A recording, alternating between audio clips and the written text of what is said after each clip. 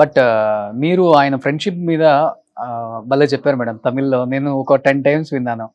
మీ ఇద్దరు కలిసి వర్క్ చేయలేదు, కానీ మీ బాండింగ్ చూస్తే ఏరా పోరా అనే బాండింగ్ అక్కడ ఎన్నడా ఈ ரொம்ப நாள் ஆயிடுச்சு ఏదో ఫోన్ పండ్ల ఎన్న కానామే అప్పుడు చెప్తున్నారు కదా.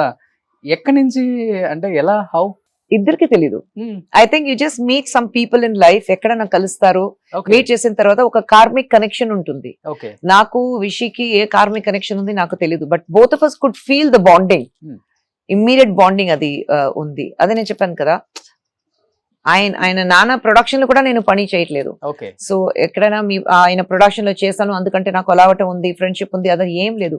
వి మెట్ సమ్వేర్, ఒక పార్టీలో కలిసాం, అండ్ దెన్ నడిగర్ సంఘం ఉన్నప్పుడు కలిసాం, and then we just connected అంతే. నడిగర్ సంఘం తర్వాత but I think initially me and Vishi ఎక్కడ ఒక ఫ్రెండ్స్ ఇంట్లో లేదంటే ఒక గ్రూప్ ఆఫ్ ఫ్రెండ్స్ లో అక్కడ కలిసాం, and we just hit it off, we just hit it off అంతే అంతే.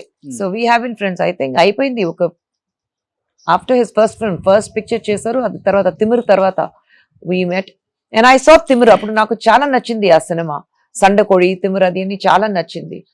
So I think we just connected అంతే. We have been friends. ఇక్కడ పందెంకోడి ఓకే బాగా కనెక్ట్ అయిపోయారు. ఫస్ట్ మూవీకి విషయాలకు బాగా కనెక్ట్ అయిపోయారు అంతా. అవునండి, ఆ తిమిర్ చూసిన తర్వాత I really liked him. Action, passion towards సినిమా అంతా, and is a very talented boy, very very talented boy. So there was some connection. అదే నేను చెప్పా, అది ఎందుకు ఆ కనెక్షన్ ఉంది తెలియదు. ప్రాబ్లీ దేవుడు ఒక ఫ్రెండ్ ఉండాలి. విశాల్తోనేనా లేకపోతే మిగతా హీరోస్ ఆ time? Not everyone, not everyone. I'm very very close to Vishal.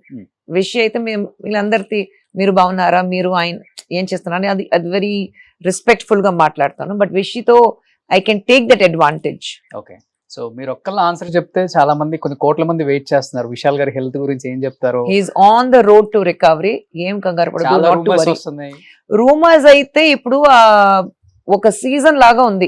అందరూ ఒక కెమెరా ముందు కూర్చుని ఏదైనా ఆయనకి తెలియకుండా కూడా మాట్లాడుతున్నారు. ఇట్స్ యూట్యూబర్స్ నేను చెప్తున్నాను, అది it's become a very trending thing now. Especially celebrities personal life గురించి మరి టూ మచ్ గా అయిపోయింది కదా, ఫీల్ అవుతుంటారా?